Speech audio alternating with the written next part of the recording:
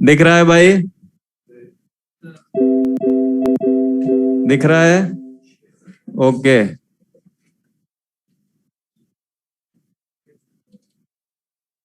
Module निकालो। Cyclostomata देखो module में। ये काम मॉड्यूल से है, फिर फिशेज को बताते हैं। देखो भैया, मॉड्यूल देखो, इधर देखो। नमस्ते। साइक्लोस्टोमेटा में क्या है? भाई डर गया। तुम्हें क्या लगा इतनी दूर से कैसे मार पाएंगे यार? देखो, साइक्लोस्टोमेटा जो है यार, मूंछ पे ताव दे रहे हो भाई, एकदम जबरदस्त है भाई, एकदम रियल राजपूत। हाँ, ठीक है।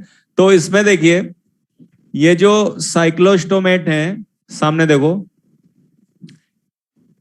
साइक्लोस्टोमेटा क्लास के मेंबर्स एक्टोपैरासाइट होते हैं। छोटा सा है, एज इट इज वही पॉइंट करने हैं जो गिवन है। इस वजह से मैं इसको मॉड्यूल से करा रहा हूं, बाकी फिशेज वगैरह मैं यहां करवाऊंगा। तो इस क्लास के मेंबर एक्टोपैरासाइट होते हैं, यानी जो ट्रू फिशेज होती हैं उनकी बॉडी से ये चिपके रहते हैं बाहर से, और उनका ब्लड सक करते रहते हैं। जो ब्लड सकिंग होते हैं उन्हें सैंगिवोरस बोला जाता है। क्या बोलते हैं? ठीक है। कुछ मेंबर इस क्लास के स्कैवेंजर भी होते हैं। स्कैवेंजर मतलब जो सफाई करते हो, गंदी संदी सड़ी गली चीजें खा जाते हो तो उनको फूड मिल जाता है और एनवायरनमेंट की सफाई भी हो जाती है। तो एक्टोपैरासाइट भी होते हैं और स्कैवेंजर्स भी होते हैं। क्लियर है भैया? बोलो। एक्टोपैरासाइट ब्लड सक क्यों कर लेते हैं? क्योंकि इनका माउथ सक्टोरियल है। सक्टोरियल मतलब ऐसे चिपके, ऐसे खींच लिया, यही सक करना होता है। और इनका माउथ सर्कुलर होता है। कैसा? हमारा ट्रांसवर्स है, ऐसे है माउथ हमारा, इनका सर्कुलर होता है। तो सर्कुलर सक्टोरियल माउथ। क्लियर है? इनके डाइजेस्टिव सिस्टम में स्टमक नहीं होता। इसोफेगस से सीधे इंटेस्टाइन आ जाती है। स्टमक वाला पार्ट इनमें एब्सेंट होता है। आगे बात समझ में? क्या क्या अभी तक बताया मैंने? एक्टोपैरासाइट, ब्लड सकिंग सैंगिवोरस या स्कैवेंजर्स, माउथ सर्कुलर सक्टोरियल और स्टमक एब्सेंट। रेस्पिरेशन गिल्स से ही होता है और 6 to 15 पेयर गिल स्लिट्स हो सकते हैं। 6 to 15 पेयर गिल स्लिट्स हो सकते हैं। 7 पेयर भी हो सकते हैं, यानी 6 से 15 पेयर्स के बीच में होंगे। गिल स्लिट्स गिल्स नहीं है, यह ध्यान रखना। गिल्स की जो ओपनिंग होती है उन्हें गिल स्लिट बोलते हैं। उन्हें क्या बोलते हैं?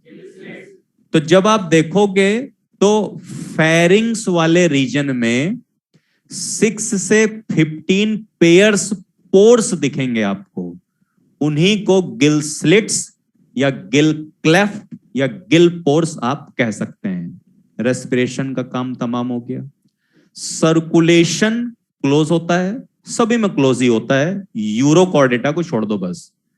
2 चैम्बर्ड हार्ट होता है और वेनस हार्ट होता है, ये मैं बता चुका हूं आपको। जब हार्ट से सिर्फ डीऑक्सीजनेटेड ब्लड पास हो तो ऐसा हार्ट वेनस हार्ट बोला जाता है। और फिशेज की तरह इनके हार्ट में भी सिर्फ 2 चैम्बर होते हैं। सिर्फ कितने? इनकी बॉडी फिश लाइक दिखती है बेटा, लेकिन ये ट्रू फिशेज नहीं है और इनके पास जॉ भी नहीं होते। तो इनका कॉमन नेम जॉलेस फिशेज होता है। क्या होता है? मैंने आपसे बोला था कि एम्ब्रियोनिक नेफ्रोटोम का मिडल पार्ट अगर किडनी में बदले तो मिजोनेफ्रिक किडनी, अपर पार्ट से किडनी बने तो प्रोटोनेफ्रिक, ऐसा कहा था मैंने। तो किडनी इनमें प्रोटो या मेसोनेफ्रिक टाइप की हो सकती है। क्लियर है भैया? बोलो। अब इनका हम फेस देखते हैं। बेटा जैसे मैंने बताया था कि ईयर में ये एक्सटर्नल ईयर है, ये जो पोर है अंदर जाओ मिडल और अंदर जाओ इंटरनल। हमारे इंटरनल ईयर में स्प्रिंग लाइक क्वाइल्ड कॉक्लिया है फॉर हेयरिंग ऑडिशन, और 3 हाफ सर्कुलर कैनाल्स होती हैं called semi circular canals. Semi circular canal से बैलेंस मिलता है हेड को, और जो कॉक्लिया है वो हेयरिंग के लिए, सुनने के लिए। इनके इंटरनल ईयर में सिर्फ कैनाल्स होती हैं, कॉक्लिया होता ही नहीं, और वो भी 1 या 2 कैनाल बस। तो इनके इंटरनल ईयर का सिर्फ काम बैलेंस देना होगा, हेयरिंग इनके ईयर का वर्क नहीं है। आगे बात समझ में? हमारे फेस में 2 नॉस्ट्रिल हैं, तो हम कहेंगे अपने आप को डाई राइनस, राइनस नॉस्ट्रिल डाई 2। इनमें एक ही होता है तो इन्हें मोनोराइनस कहा जाएगा। क्या कहेंगे? अगला, इनमें क्या है बेटा, 2 आई तो होती ही हैं, हमारे पास भी 2 आई हैं, लेकिन अगर हम अपने ब्रेन के अंदर देखें ना तो एक पिट्यूटरी ग्लैंड है, इसका तो नाम सुने होंगे। उसी के थोड़ा आगे एक पीनियल ग्लैंड भी होती है हमारे ब्रेन में। उस पीनियल ग्लैंड से हार्मोन का सिक्रीशन होता है, और हार्मोन्स बॉडी की एक्टिविटीज को कंट्रोल करते हैं। इनमें भी पीनियल बॉडी नाम की एक चीज पाई जाती है फेस में या हेड में, और उस पीनियल बॉडी से इनमें हार्मोन नहीं निकलते। उस पीनियल बॉडी में फोटो रिसेप्टर सेल्स होती हैं। अब फोटो रिसेप्टर सेल क्या है? ऐसी सेल जो लाइट के लिए सेंसिटिविटी शो करें, उन्हें फोटो रिसेप्टर सेल बोलते हैं। हमारी आई भी तो फोटो रिसेप्टर ही है। ऐसे ही इनकी पीनियल बॉडी में हार्मोन नहीं निकलते, लाइट रिसेप्टर सेल्स होती हैं। तो जो पीनियल बॉडी है वो लाइट के लिए रिस्पॉन्स शो करती है, लाइट के लिए उसमें सेंसिटिविटी होती है। तो पीनियल आई को थर्ड आई कह देते हैं। 2 आई तो नॉर्मल है ही है, पीनियल बॉडी भी आई की तरह एक्ट कर रही है, तो उसे थर्ड आई बोलेंगे। क्या बोलेंगे? अपने में हम पीनियल बॉडी को थर्ड आई नहीं कह सकते, क्योंकि हमारे में पीनियल बॉडी से हार्मोन निकलते हैं। क्या निकलते हैं? क्लियर है भैया? अब इनके एक्जोस्केलेटन पर आ जाते हैं। हमारा एक्जोस्केलेटन हेयर्स का बना है। स्नेक्स में देखोगे स्केल्स मिलेंगे, फिशेज में भी स्केल्स हैं, इनमें नहीं होते, स्केल्स एब्सेंट, पहली बात। दूसरी चीज, फिन्स फिशेज में पेयर्स में होते हैं। जैसे हमारे पास हाथ पैर लगे हैं, तो हाथ की जगह फिशेज में फिन्स मिलेंगे पेयर में, पैर की जगह फिशेज में फिन्स मिलेंगे पेयर में। पेयर में इनके पास पेयर्ड फिन्स नहीं होते, लेकिन इसका मतलब ये नहीं कि फिन्स ही नहीं होते, अनपेयर्ड फिन्स होते हैं। यानी जहां फिन होगा वो पेयर में होगा कि अनपेयर्ड होगा? तो unpaired fins present, paired fins absent. Clear है भैया इतना? बोलो। इनमें बोन भी नहीं होती, तो अंदर का जो भी एंडोस्केलेटन है कार्टिलेज का बना होगा। क्रेनियम और वर्टिब्री कार्टिलेज की बनी होती हैं इनमें, क्योंकि बोन्स नहीं होती। आई बात समझ में? और मैंने बोला था सभी वर्टिब्रेट्स में जरूरी नहीं है कि नोटोकॉर्ड की जगह वर्टिब्री ही आ जाए। बहुत से ऐसे होते हैं जिनमें नोटोकॉर्ड वर्टिब्री दोनों ही रहती हैं। जैसे ये नोटोकॉर्ड है, तो इसका आधा पार्ट वर्टिब्री में बदला, आधा बदला ही नहीं, तो अब क्या बोलोगे? Vertebrae notochord both are present, यही बोलोगे ना? इनमें ऐसा ही होता है। क्लियर है भैया ये? बोलो। ठीक है। अब इसमें एक एग्जांपल है पेट्रोमाइजोन, एक मिक्सिन। पीएम से ध्यान रखना है, पी से पेट्रोमाइजोन, एम से मिक्सिन। पेट्रो को लैम्प्रे, मिक्सिन को हैक फिश बोलते हैं। सुनते जाओ मेरी बात, दोनों में फर्क होता है बेटा, एक जैसे दोनों नहीं होते। मिक्सिन बाइसेक्सुअल है, पेट्रो यूनिसेक्सुअल है। मिक्सिन में direct development no larva, petro में इनडायरेक्ट डेवलपमेंट एमोसिट लार्वा बनता है। एमोसिट क्या बनता है? मिक्सिन सिर्फ मेराइन वाटर में मिलता है, पेट्रो आपको मेराइन फ्रेश दोनों वाटर में मिलेगा। और पेट्रो में माइग्रेशन भी होता है, जैसे बर्ड माइग्रेशन करती हैं, एक जगह से दूसरी जगह भाग जाती हैं, फूड के लिए, मेटिंग के लिए, टेम्परेचर से बचने के लिए। ऐसे इनमें भी किसी ना किसी चीज के लिए, अभी बताऊंगा कौन सी चीज के लिए, पेट्रोमाइजोन भी माइग्रेशन करते हैं। क्या करते हैं? क्या करते हैं? तो जो मैं आपको बताने जा रहा हूं माइग्रेशन वाली चीज, ये पेट्रोमाइजोन पर अप्लाइड है, मिक्सिन पर ये चीज अप्लाइड नहीं है। पहली बात क्या होता है आपको पता है, जितनी भी रिवर्स होती है माउंटेन से निकलती हैं और फाइनली जाकर के ओशियन में गिर जाती हैं। कहां गिरती हैं? तो ये जैसे ओशियन है और ये रिवर ओशियन में आके गिर रही है, तो रिवर का वाटर कैसा होगा? फ्रेश की मैराइन। और ये जो ओशियन है इसका वाटर कैसा होगा? तो बस ओशियन के मैराइन वाटर से पेट्रोमाइजोन फ्रेश वाटर में चले जाते हैं और फ्रेश वाटर से मैराइन वाटर में आ जाते हैं। तो ये क्या होगा? माइग्रेशन ही तो हुआ।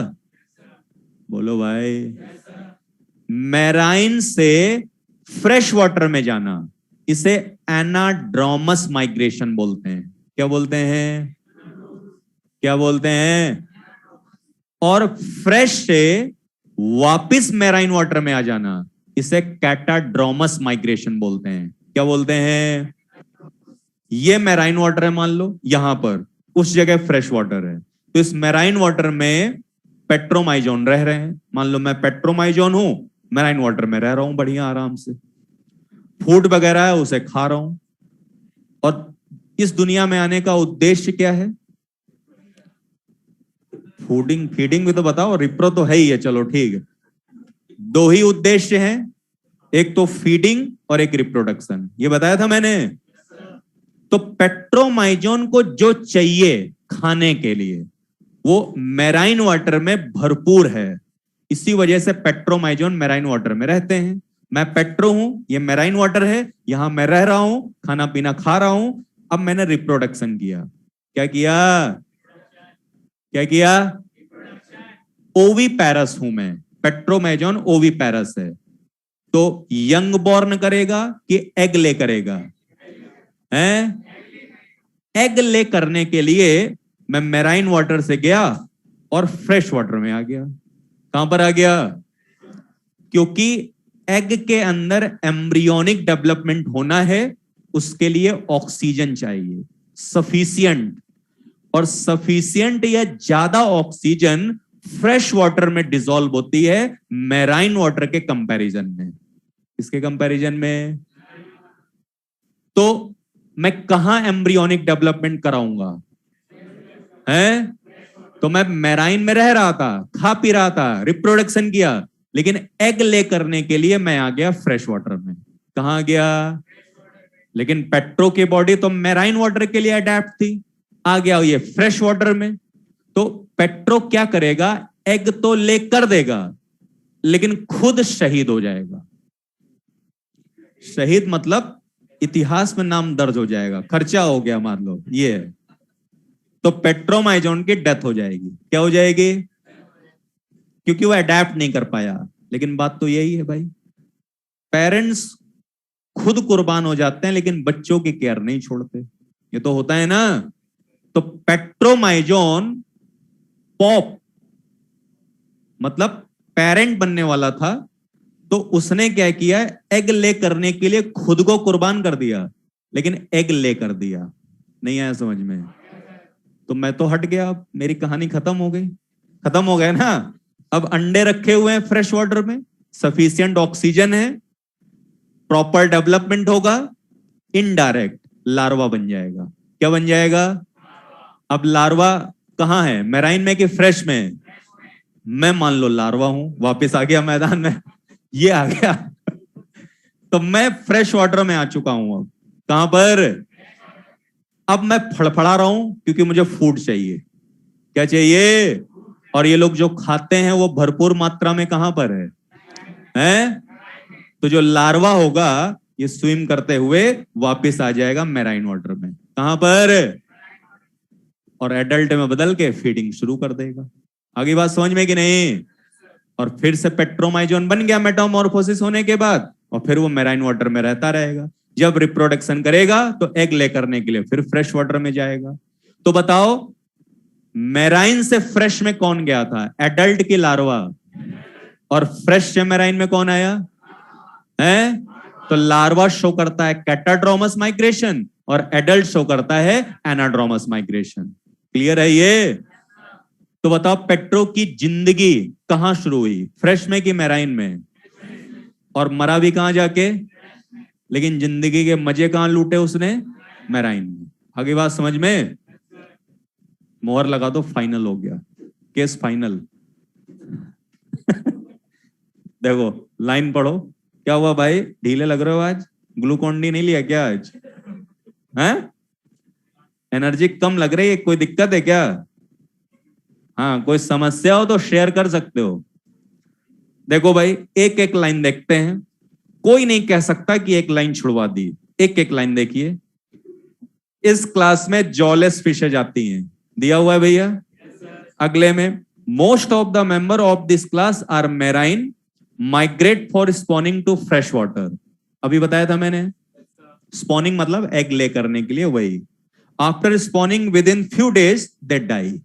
उसके बाद their larvae after metamorphosis return back to ocean. Clear है भैया? जो बताया था अभी वही लिखा हुआ है इसमें। एक्टोपैरासाइट लिखो, ब्लड सकिंग, पॉइंट ऐड करने, मुझसे ही काम करवाओगे यार। Ectoparasite, blood sucking, blood sucking, और ब्लड सकिंग के ब्रैकेट में लिख लो सैंगीवोरस। सैंगीवोरस।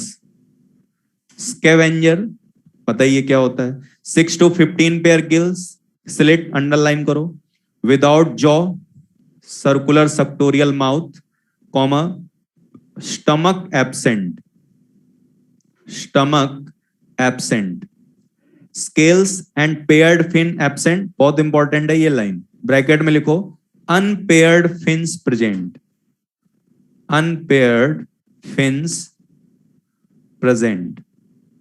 अगले notochord and vertebrae both are present, अभी बताया था। Cranium vertebrae both are cartilaginous, क्योंकि बोन्स नहीं होती, बताया था ना। उसके बाद circulation close, venous heart, two chamber heart, proto या मेसोनेफ्रिक किडनी, थर्ड आई, पीनियल आई या पैराइटल आई प्रेजेंट, अभी बताया था। मोनोराइनस, सिंगल नोस्ट्रिल, एक या दो सेमी सर्कुलर कैनाल, सिर्फ बैलेंस देना इनका काम है।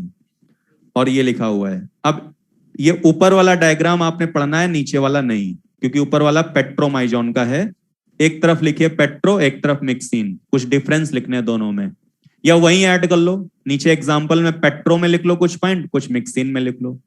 पेट्रो में लिखिए migration present, migration present, myxine में एब्सेंट, मिक्सिन में एब्सेंट। पेट्रो में, पेट्रो में fresh water plus marines, fresh water plus marines. Myxine only marines, only marines. Petro में two semi circular canal, two semi circular canal. Myxine 1 SCC, short में लिख लो 1 semi circular canal, 1 SCC। Petro में unisexual, myxine bisexual, bisexual. Petro indirect development, indirect development. Myxine direct development. Petro में 7 pair gill slits, 7 pair gill slits, mixing 6 to 15 pairs, 6 to 15 pairs। एक अलग से point add करो, initiation and termination of life अलग है, ये उनसे लेना देना नहीं है। Initiation and termination of life, initiate कहां होती है लाइफ, टर्मिनेट कहां होती है, डैश फ्रेश वाटर।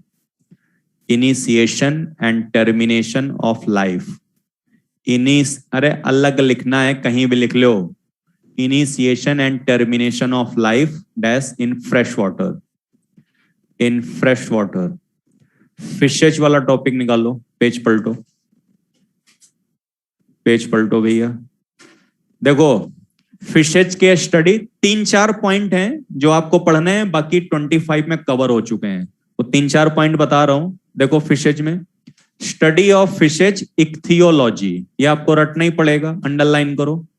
इक्थियोलॉजी, जैसे आज मैमल्स की डोमिनेंसी है इस अर्थ पर, ऐसे ही एक डिवोनियन पीरियड आया था सालों पहले, उस टाइम फिशेज की डोमिनेंसी हुआ करती थी। तो डिवोनियन लिखा हुआ है, सेकंड लाइन होगी शायद ये, golden age of fishes, underline कर लो। स्टडी ऑफ फिशेज को इक्थियोलॉजी बोलते हैं। अब देखो भैया इधर देखो, जैसे ये फिश की बॉडी है, तो इस बॉडी में ये लैटरल साइड है, ये लैटरल साइड है, दोनों ही लैटरल साइड पर हेड से लेके टेल तक एक लाइन होती है, लाइन सी बनी होती है, इसे कहेंगे लैटरल लाइन। क्या बोलेंगे, क्योंकि लैटरल साइड पर है, ऊपर से नीचे तक है, तो नाम क्या हो गया इसका। ये लाइन सेंस ऑर्गन है, इसका काम होता है वाटर का जो टेम्परेचर है उसे डिटेक्ट करना, सॉरी गलत बोल दिया, वाटर टेम्परेचर नहीं, वाटर करंट को डिटेक्ट करना।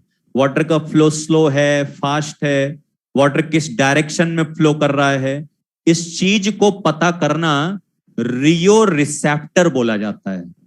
और इसके लिए इनके पास लेटरल लाइन सेंस ऑर्गन होता है। टेडपोल लार्वा में मिलेगा और फिशेज में मिलेगा, बाकी किसी वर्टिब्रेट में ये नहीं होता।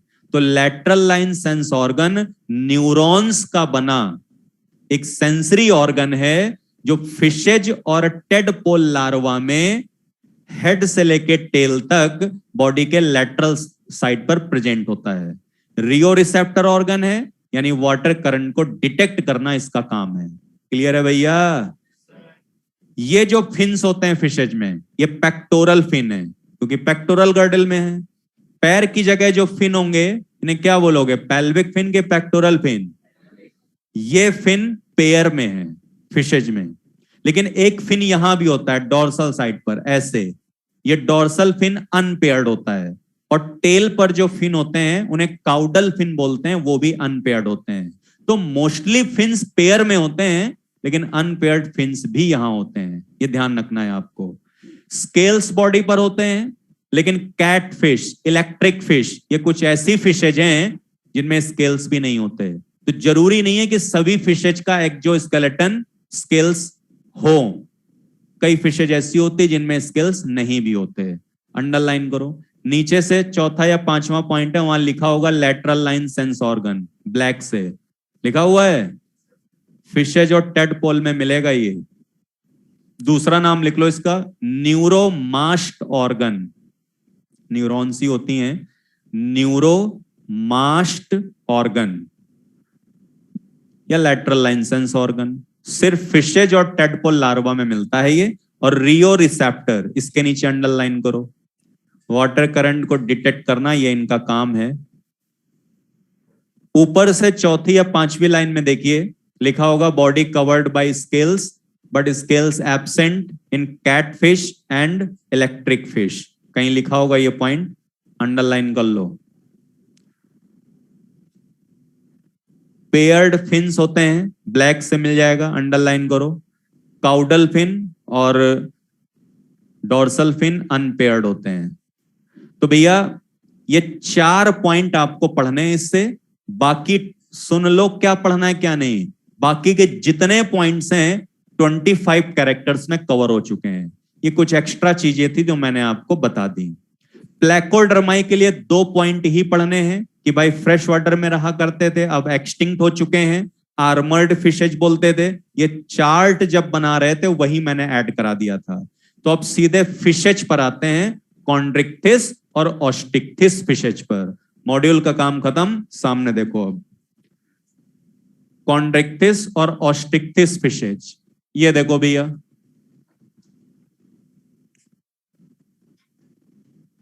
कॉन्ड्रिक्थिस और ऑस्टिक्थिस।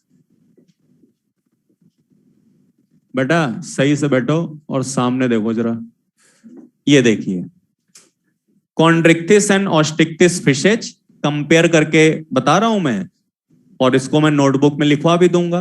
वो पेज नोटबुक से निकाल के मॉड्यूल में उसको चिपका लेना। तो यहाँ क्या अलग अलग दिया हुआ है मॉड्यूल में, और ये कंपेयर करके हो जाएगा तो आसानी से लर्न हो जाएगा। देखिए कॉन्ड्रिक्थिस फिशेज को ही बेटा इलेस्मोब्रोंकाई भी कहा जाता है। तो इलेस्मोब्रोंकाई कहिए या कॉन्ड्रिक्थिस फिशेज कहिए। ऐसे ही ऑस्टिक्थिस फिशेज को टीलियोस्टोमी भी कहते हैं या टीलियोट्स भी कह सकते हो। एक्सक्रीटरी वेस्ट जब जब पूछा जाता है तो इलेस्मोब्रोंकाई और टीलियोट के नाम से ही आता है। तो आपने ध्यान रखना है कि भाई, और मैं बता चुका हूं एक्सक्रीटरी वेस्ट के बारे में। अब देखो भैया, कॉन्ड्रिक्थिस फिशेज का एंडोस्केलेटन कार्टिलेज का बना होता है। कार्टिलेज से ही कॉन्ड्रिक्थिस वर्ड बना है, ठीक है। ऑस्टिक्थिस मतलब ऑस्टियो, ऑस्टियो मतलब बोन। तो ऑस्टिक्थिस फिशेज का एंडोस्केलेटन बोन का बना होता है। किसका किसका? ये पहला डिफरेंस हो गया। कॉन्ड्रिक्थिस फिशेज सिर्फ मैराइन वाटर में होती हैं, ऑस्टिक्थिस दोनों जगह होती हैं। Pond, pool, river, lake, ocean, sea सब जगह मिलेंगे ऑस्टिक्थिस फिशेज। कौन सी कौन सी? हैबिटेट हो गया। अब जरा देखिए, ये एक सिंपल सा डायग्राम है।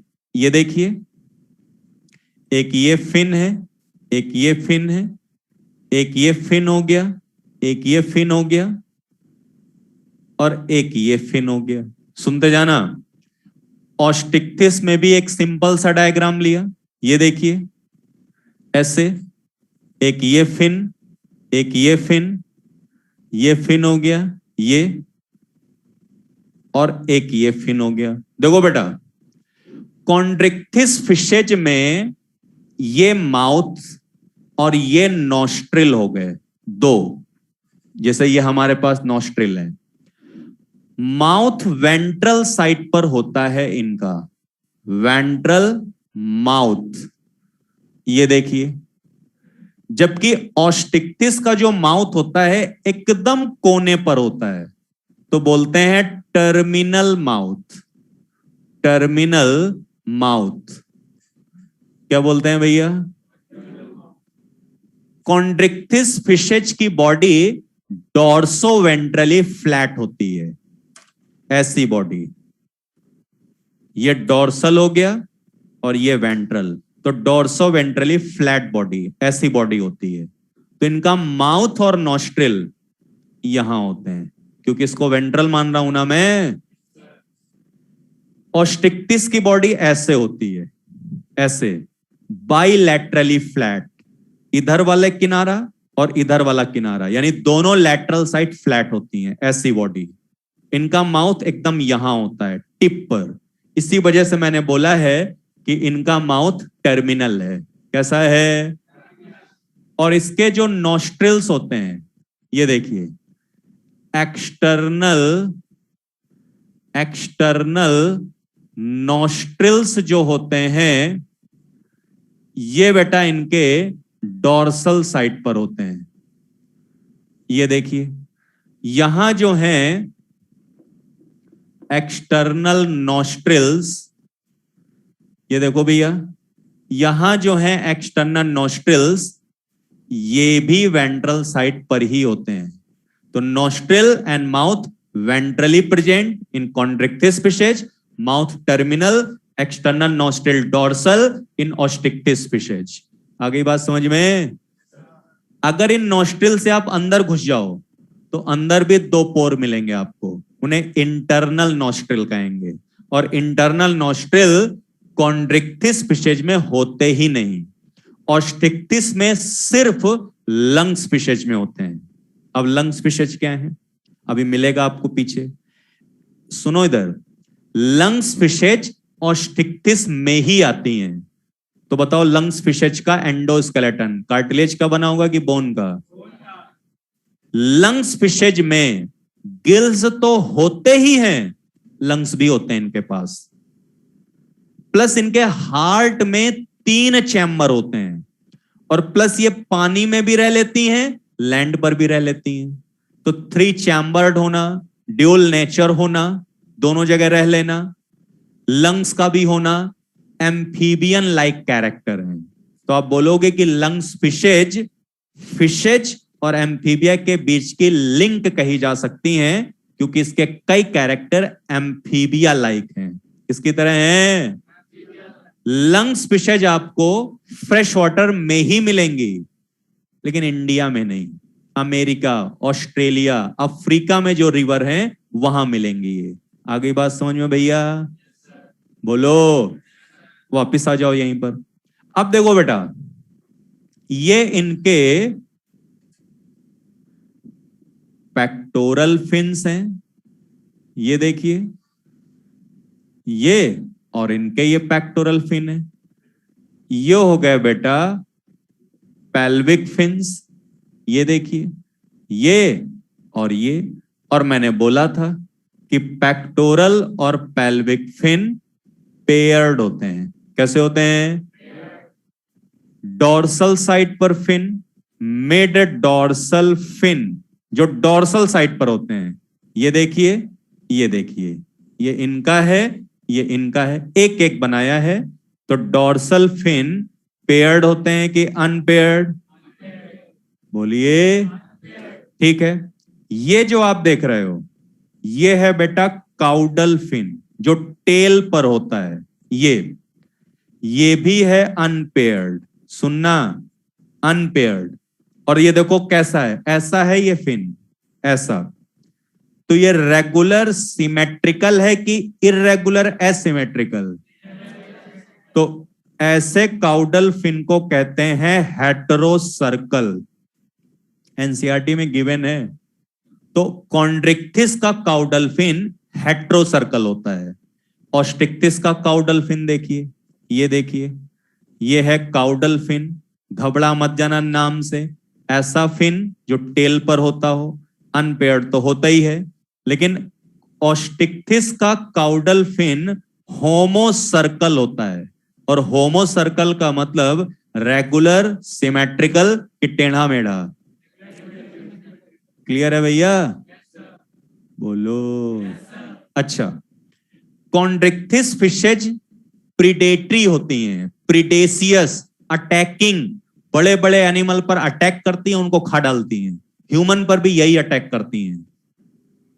तो बड़े बड़े एनिमल को खा रही हैं तो उनको पचाना भी तो आना चाहिए। तो इनका डाइजेस्टिव सिस्टम जो होता है कॉन्ड्रिक्टिस का, ये देखिए, ये इंटेस्टाइन है इनकी, ये देखिए।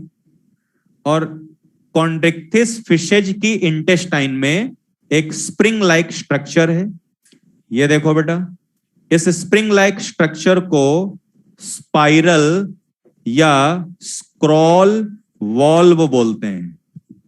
इसका काम होता है सरफेस एरिया को इंक्रीज करना। कहीं पर भी कॉइल्ड स्ट्रक्चर है तो सरफेस एरिया ही वो बढ़ाता है, जिससे फूड का एब्जॉर्प्शन अच्छे से हो। ऐसी कोई चीज उनमें नहीं होती। तो एक डिफरेंस ये भी हो गया, स्क्रॉल वॉल्व इन इंटेस्टाइन प्रेजेंट, वहां एब्सेंट। क्लियर है? बोलो। इनका लिवर जो होता है, ये देखिए, ये है लिवर इनका। लिवर में 2 लोब होते हैं, इनका जो लीवर होता है, ये देखिए, इनका जो लीवर होता है, ये देखिए, 1 2 3 लिवर में 3 लोब होते हैं, ट्राई लोब्ड लिवर, और इनका बाई लोब्ड। ये भी एक डिफरेंस हो गया, ठीक है। ऑस्टिक्टिस फिशेज में ये देखिए 4 गिल्स, इधर भी 4 गिल्स, तो 4 पेयर गिल्स हो गए, सुनते जाना, 4 पेयर गिल्स हो गए ऑस्टिक्टिस में। जबकि कॉन्ड्रिक्टिस में 5 to 7 पेयर गिल्स हो सकते हैं, और इनके गिल्स पर एक कवर भी रखा हुआ है, ये देखिए। और गिल्स पर ये जो कवर रखा हुआ है बेटा, इसे बोलते हैं गिल कवर अपर कुलम।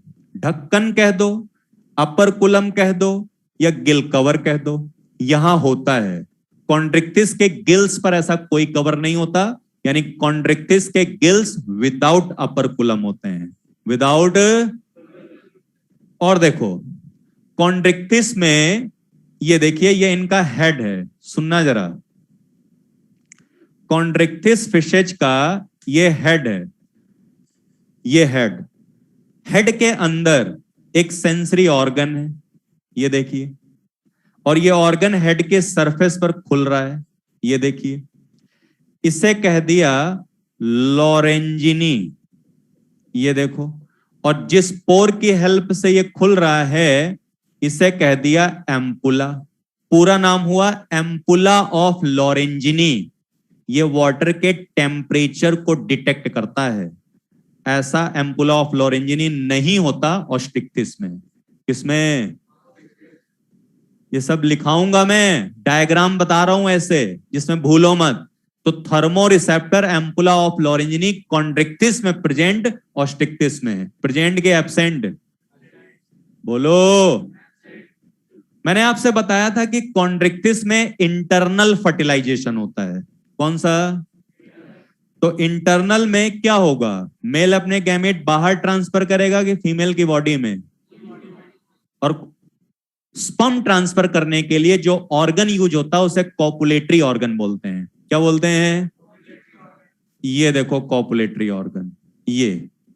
तो ये हो गया बेटा वन पेयर है copulatory organ, one pair copulatory organ, ये है बेटा, ये देखिए। और ये जो कॉपुलेटरी ऑर्गन है, इनका नाम होता है क्लैस्पर। क्या नाम होता है? कहां है? तो बोलेंगे ऑन पेल्विक फिन। कहां प्रेजेंट है ये? इनमें एक्सटर्नल फर्टिलाइजेशन होता है, तो क्लैस्पर होता ही नहीं। क्लियर है ये? इनके पास एक बैलून शेप्ड स्ट्रक्चर होता है, ये इनमें नहीं होता। इसका नाम होता है एयर ब्लैडर। क्या नाम है भैया? या फिर इसी को स्विम ब्लैडर भी बोलते हैं। एयर ब्लैडर कहिए या स्विम ब्लैडर कहिए, बात एक ही है। इसमें एयर भरी रहती है। ये एयर की वजह से बॉडी हल्की हो जाती है, स्विमिंग में हेल्प मिलती है, प्लस रेस्पिरेशन में भी हेल्प मिल जाती है क्योंकि ऑक्सीजन या एयर भरी हुई है। साउंड प्रोडक्शन में भी हेल्प मिल जाती है, प्लस बोलने में, साउंड प्रोडक्शन में हेल्प मिल गई, ऑडिशन सुनने में भी ये हेल्प कर देता है, और हाइड्रोस्टेसिस भी कर देता है। हाइड्रोस्टेसिस का मतलब है बैलेंस देना, और या फिर प्रोटेक्शन फ्रॉम वाटर प्रेशर। अरे भाई, हमारे चारों तरफ एयर है इन्वायरमेंट में, तो इस एयर का भी कोई ना कोई पर्टिकुलर प्रेशर होता है कि नहीं होता है? ऐसे ही वाटर का प्रेशर जो होता है, उस प्रेशर से बॉडी को बचाना, नहीं तो बहुत डेप्थ में चली जाती हैं ये। वाटर का प्रेशर जितना डेप्थ में जाओगे हाई होता चला जाएगा, बॉडी फट सकती है, लेकिन नहीं फटती क्योंकि एयर ब्लैडर है। क्या है? क्या है भैया? ये इनमें एब्सेंट होता है। अब एयर ब्लैडर, एनसीईआरटी ने क्या लिखा है? ऑस्टिक्टिस एयर ब्लैडर प्रेजेंट, इनमें एब्सेंट। अब उसके आगे क्या लिखा है? अगर मैं एक बैलून में हवा भर दूं, पानी में फेंक दूं, तो क्या करेगा? डूबेगा कि तैरेगा? हैं? ऑस्टिक्टिस फिशेज अगर एनर्जी खर्च करके खुद से ना भी तैरें तो भी इनकी बॉडी उतराती रहेगी पानी में। रीजन?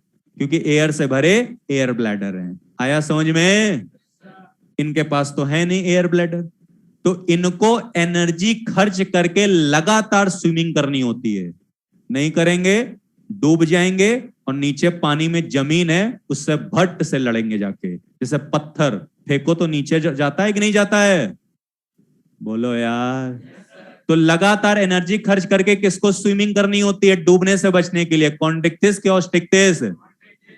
और एक पर्टिकुलर डेप्थ पर भी स्टे कर सकते हैं विदाउट एक्सपेंडिंग एनर्जी, ऑस्टिक्टिस, क्योंकि इनके पास एयर ब्लैडर है। क्योंकि इनमें क्या है? फटाफट डिफरेंस बताओ। कॉन्ड्रिक्टिस का दूसरा नाम, ग्रुप का नाम क्या है? उनका क्या है? क्या है? ये कौन से ऑर्डर में होती हैं? हैं? वो कहां होती हैं? दोनों में। इनकी बॉडी डॉर्सो वेंट्रली फ्लैट, तो उनकी बॉडी बाइलेटरली फ्लैट। इनका माउथ और नॉस्ट्रिल वेंट्रल, उनका माउथ टर्मिनल, नॉस्ट्रिल डॉर्सल। ठीक है भैया? इंटरनल नॉस्ट्रिल एब्सेंट, उनमें केवल लंग्स फिशेज में। केवल किसमें होते हैं? केवल किसमें? स्पाइरल वॉल्व, एम्पुला ऑफ लॉरेंजिनी, इनमें प्रेजेंट। उनमें क्या होते हैं? उनमें गिल कवर प्रेजेंट, इसमें एब्सेंट। वहां एयर ब्लैडर प्रेजेंट, यहां एब्सेंट। इनका काउडल फिन हेट्रोसर्कल, उनका कैसा होता है? हैं? ये इनके डिफरेंस होगा इन दोनों में।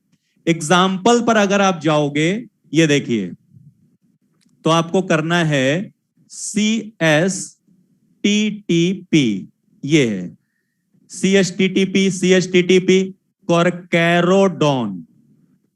कॉमन नेम है इसका great white shark. Great white shark common name हो गया।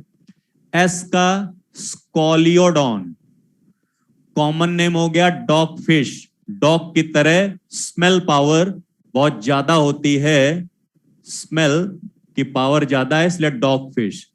टी से ट्राइगोन, कॉमन नेम है स्टिंग रे। स्टिंग का मतलब डंक होता है। क्यों बोलते हैं? क्योंकि इनमें एक पॉइजनस स्टिंग होता है। स्टिंग ये होता है प्रेजेंट ऑन डॉर्सल फिन। जो जहां डॉर्सल फिन है उसी पर पॉइजनस स्टिंग होता है, इस वजह से स्टिंग रे बोलते हैं। अगला है टारपीडो। टारपीडो का कॉमन नेम है इलेक्ट्रिक फिश। इलेक्ट्रिक फिश में क्या होता है?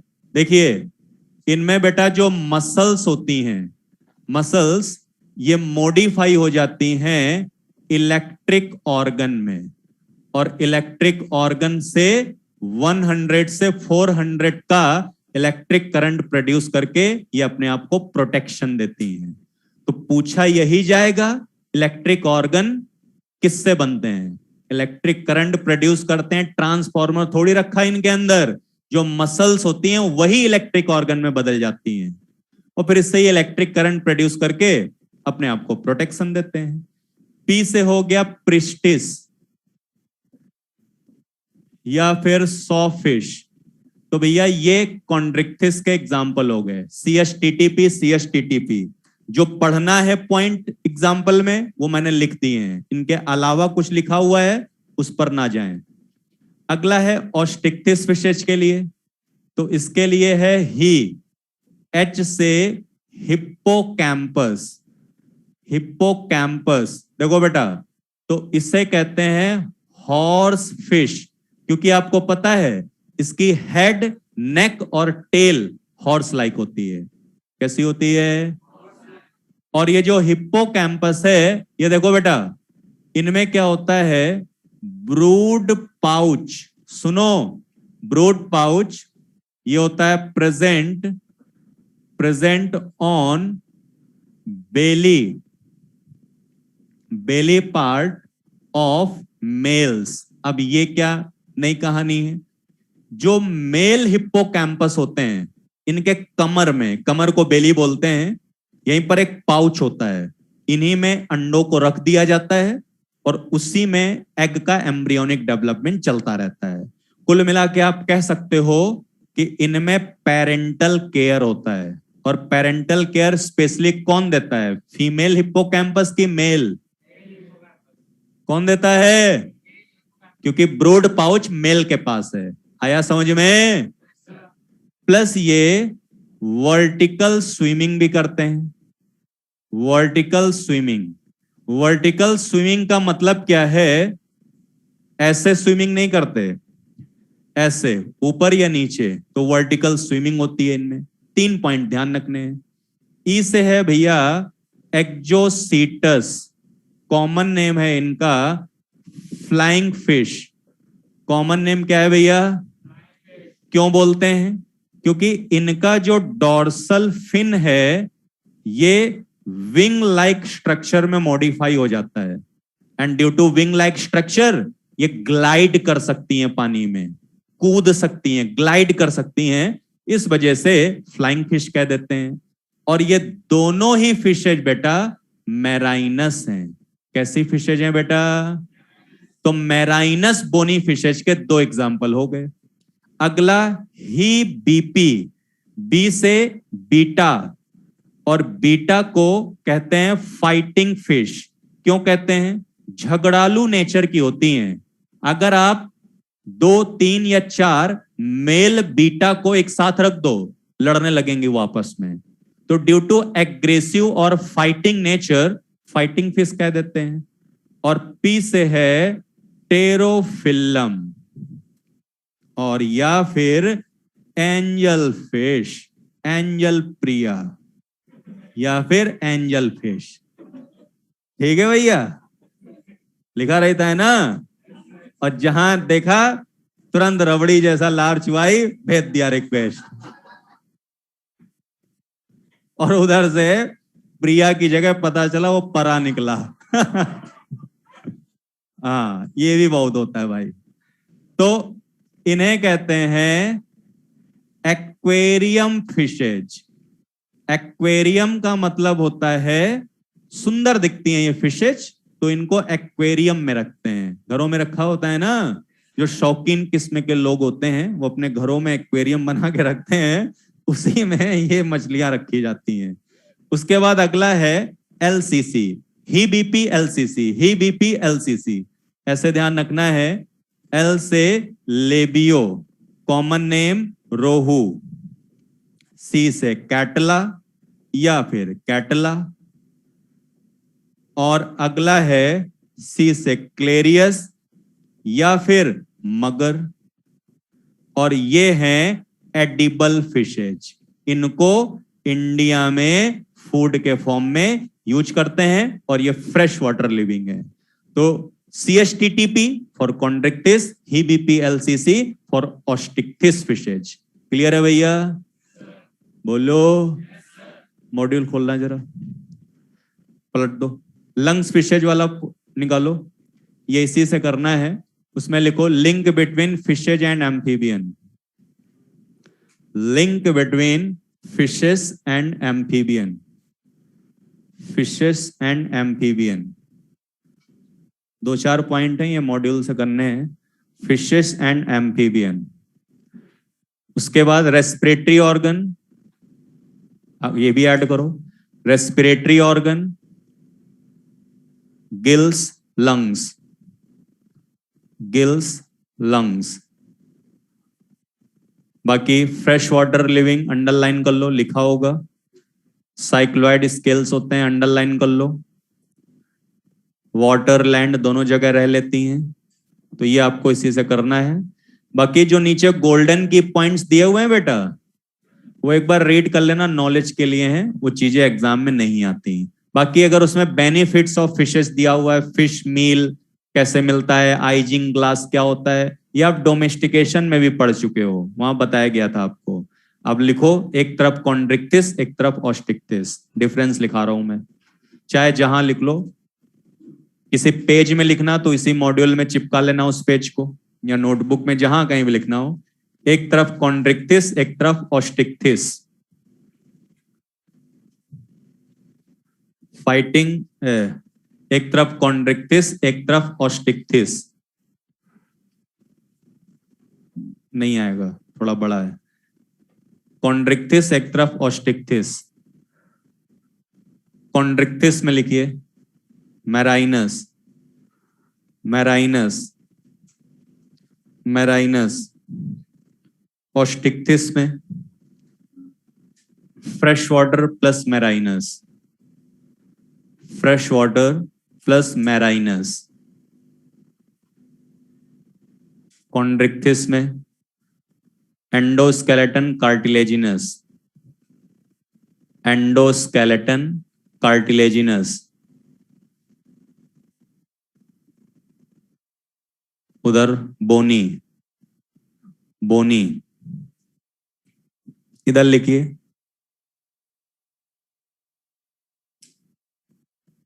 Internal nostrils absent, internal nostrils absent. उधर लिखिए ओनली इन लंग्स फिशेस। इधर लिखिए liver bilobed.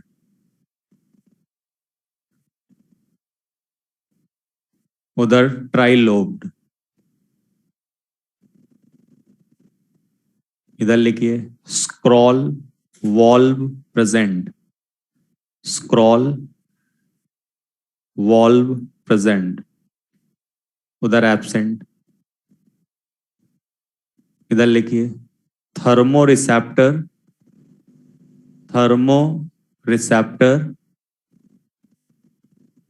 Ampulla of Lorenzini, ampulla of Lorenzini, ampulla of Lorenzini present. उधर एब्सेंट। इधर लिखिए gill cover operculum, gill cover या अपरकुलम एब्सेंट। उधर प्रेजेंट, प्रेजेंट। इधर लिखिए 5 to 7 pair gills, 5 to 7 pair gills. उधर 4 पेयर, 4 पेयर। इधर लिखिए प्रीडेसियस नेचर, प्रीडेसियस नेचर। उधर ब्लैंक छोड़ दो ऐसे नॉर्मल। इधर लिखो streamlined body, streamlined का मतलब बोट होता है, बोट लिख लो स्ट्रीम लाइंड और बोट लाइक बॉडी। उधर सेम, उधर भी स्ट्रीम लाइंड ही होती है। इधर लिखिए notochord persist throughout life, पूरी जिंदगी नोटोकॉर्ड मिलेगी इनके पास। Persist throughout life, comma vertebrae also present, vertebrae also present. उधर लिखो notochord replaced by vertebrae, notochord replaced by vertebrae. इधर लिखिए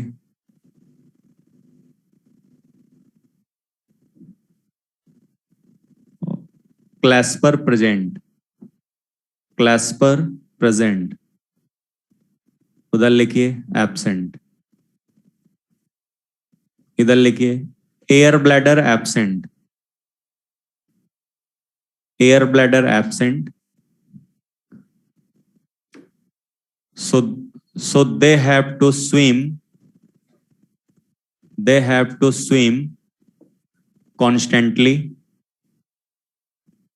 to avoid sinking, to avoid sinking.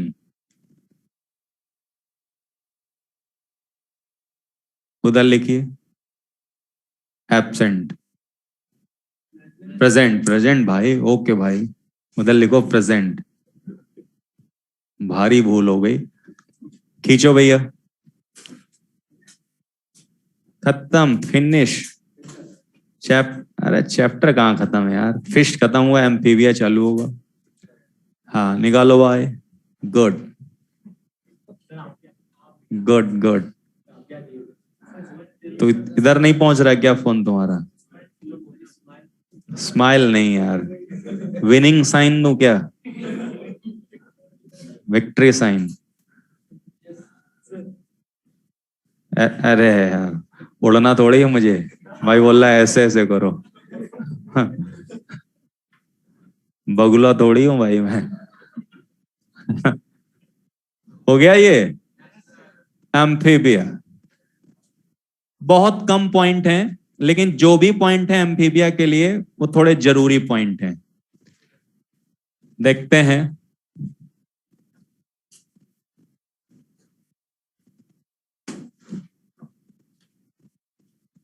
Chordata से लेके जितने भी कॉर्डेट हैं इन सब की पीडीएफ अभी मैं सेंड कर रहा हूं, तो आप लोगों को मिल जाएगी।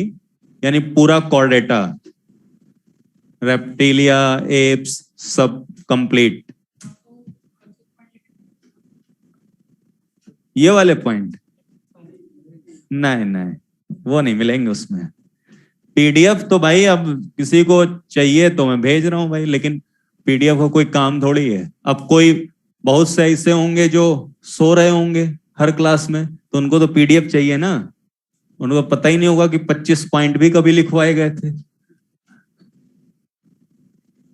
तो उनके लिए पीडीएफ चाहिए, तो भेजूंगा। देखो भाई, एम्फीबिया, देखो, नो वन इज मैराइनस, कोई भी मैराइन वाटर में नहीं रहता एम्फीबिया क्लास में। सतर्क हो जाओ सीधे, कोई भी मैराइन वाटर में नहीं रहता। एम्फीबिया फ्रेश वाटर और टेरिस्टियल, दो जगह आपको मिलेंगे।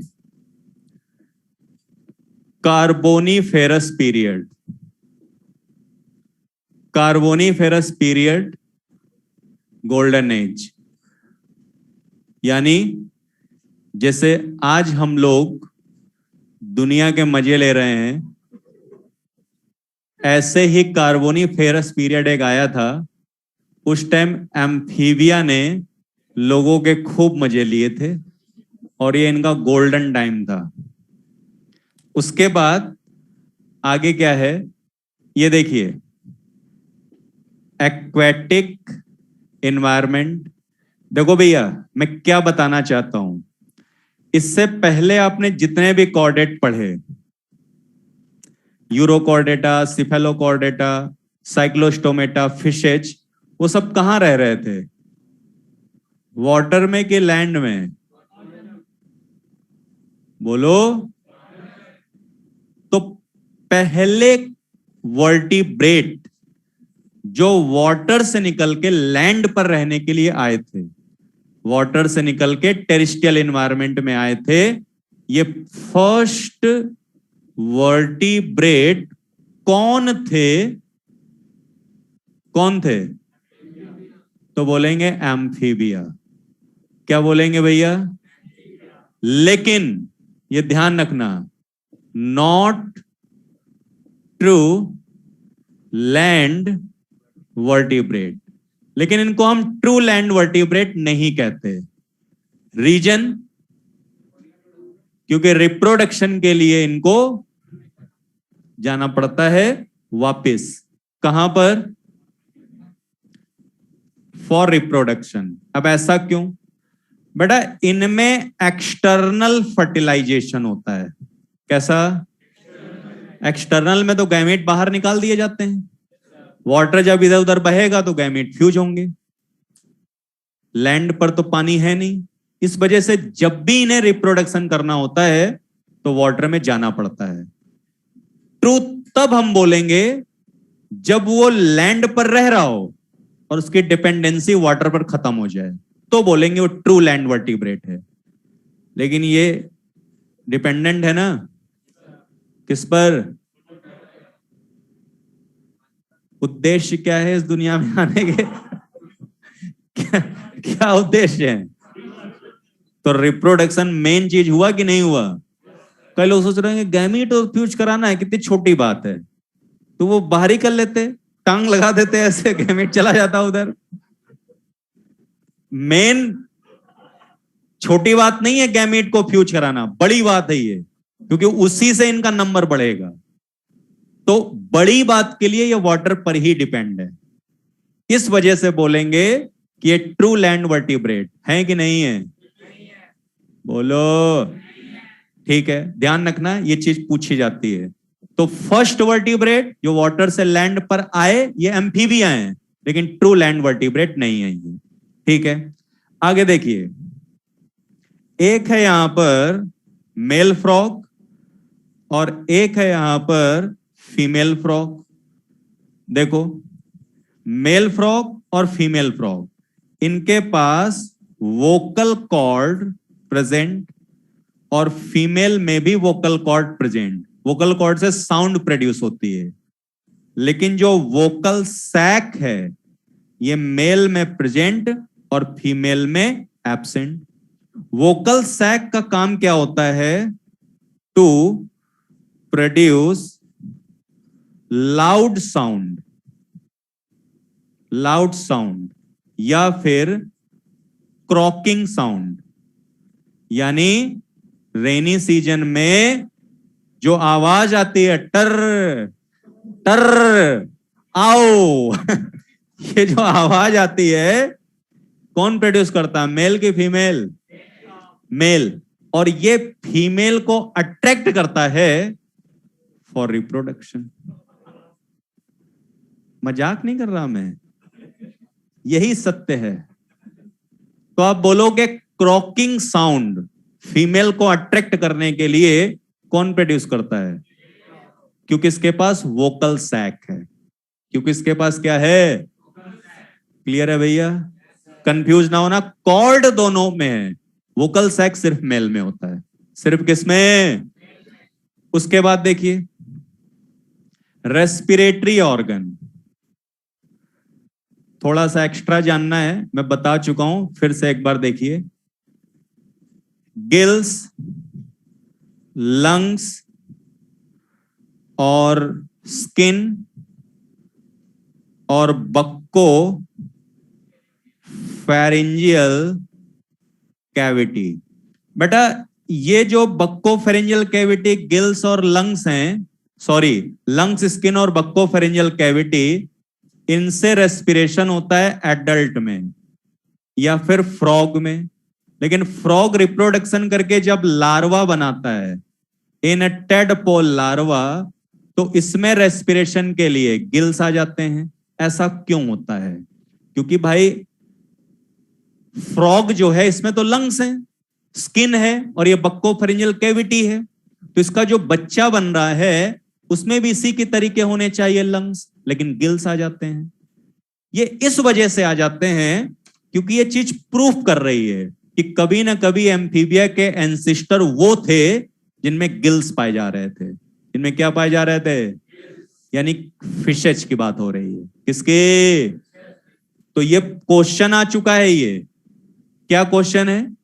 Presence of gills in larva, इससे प्रूफ होता है, प्रूव्ड दैट क्या एम्फीबिया इवॉल्व्ड या ओरिजिनेटेड फ्रॉम गिल्ड एंसिस्टर्स। ऐसे एंसिस्टर से ये इवॉल्व हुए जिसमें गिल्स होते हैं। क्या होते हैं बेटा? उसके बाद देखिए अगला पॉइंट, मोस्टली एक्सटर्नल फर्टिलाइजेशन। लेकिन ध्यान रखना, सम सैलामेंडर, कुछ सैलामेंडर ऐसे होते हैं हैव इंटरनल फर्टिलाइजेशन। ये मैंने क्यों बताया बेटा, एक बार क्वेश्चन आया था बड़ा सा, करेक्ट इनकरेक्ट बताना था, तो एम्फीबिया के लिए इंटरनल फर्टिलाइजेशन को करेक्ट माना गया था, जबकि एक्सटर्नल ही बताते हैं हर जगह। तो आप करेक्ट मानोगे क्योंकि कुछ सैलामेंडर ऐसे हैं इस क्लास के मेंबर जिनमें इंटरनल फर्टिलाइजेशन होता है। कौन सा? ये ध्यान रखना ये बात।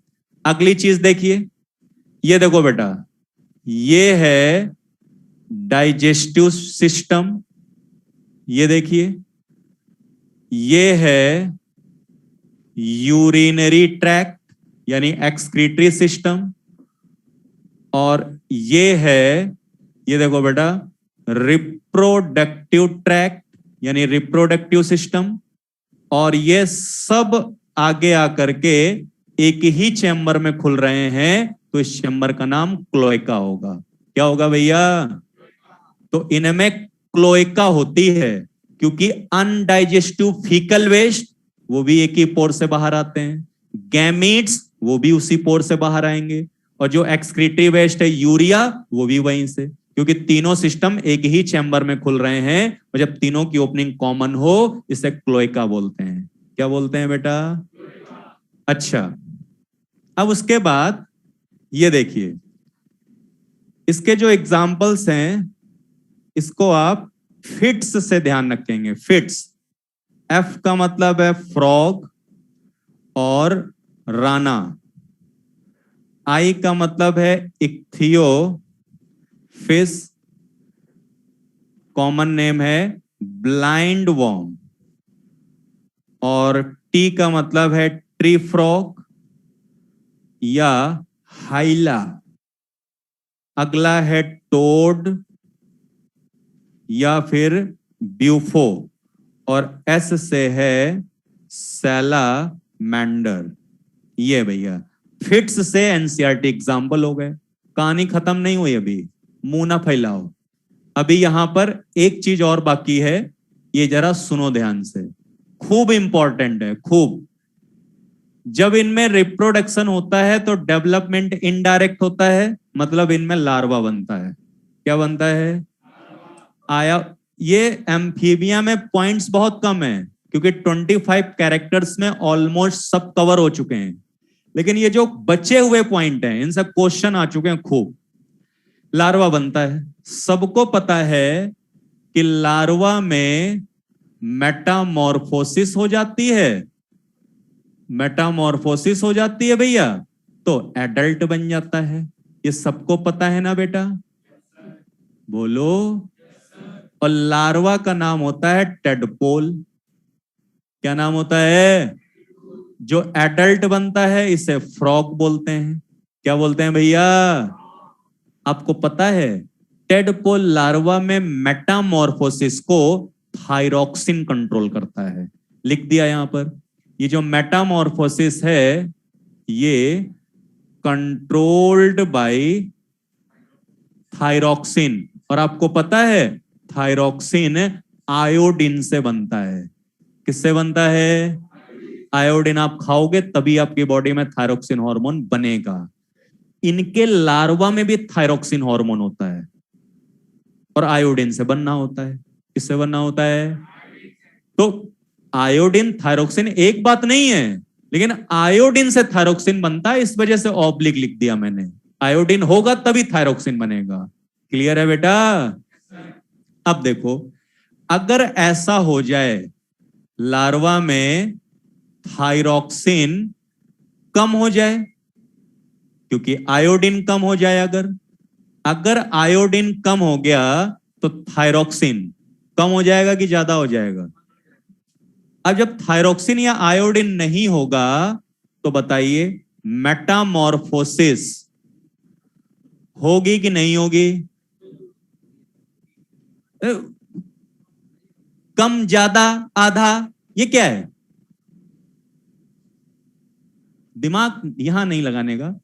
थायरॉक्सिन या आयोडीन नहीं है, मेटामॉर्फोसिस नहीं होगी, एब्सेंट। अगर मेटामॉर्फोसिस ना हुई तो क्या लार्वा एडल्ट में बदलेगा? तो एक प्रोसेस हो जाएगा, नियोटिनी होगा। क्या होगा? अब ये होता क्या है, देखो, जो लार्वा है will not convert into adult, एक तो ये बात हो गई। अब पता है लार्वा छटपटा रहा है क्योंकि रिप्रोडक्शन कौन करता है, बच्चा कि एडल्ट है? लार्वा में थायरोक्सिन घट गया, मेटामॉर्फोसिस हुई नहीं, तो लार्वा एडल्ट में बदलेगा नहीं। और जब लार्वा एडल्ट में नहीं बदलेगा तो लार्वा मरेगा नहीं। लार्वा बोलेगा कोई बात नहीं बेटा, ना बदलो एडल्ट में, हम ही सेक्सुअली मैच्योर हुए जा रहे हैं और हम खुद ही रिप्रोडक्शन कर लेंगे। यही नियोटिनी है। यही क्या है? तो लार्वा एडल्ट में नहीं बदला और लार्वल कैरेक्टर जो होंगे, कैरेक्टर ये रिटेन हो जाएंगे और जो लार्वा है ये बिकम्स सेक्सुअली मैच्योर एंड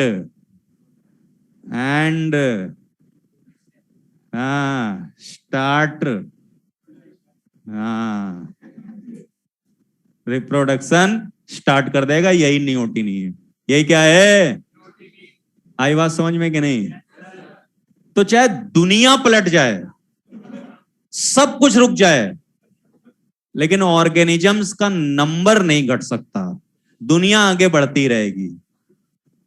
क्योंकि देखो कितनी भयंकर विपदा आ गई यहां पर, लेकिन फिर भी यहां पर अपने नंबर को इंक्रीज करने का प्रोसेस स्टार्ट है।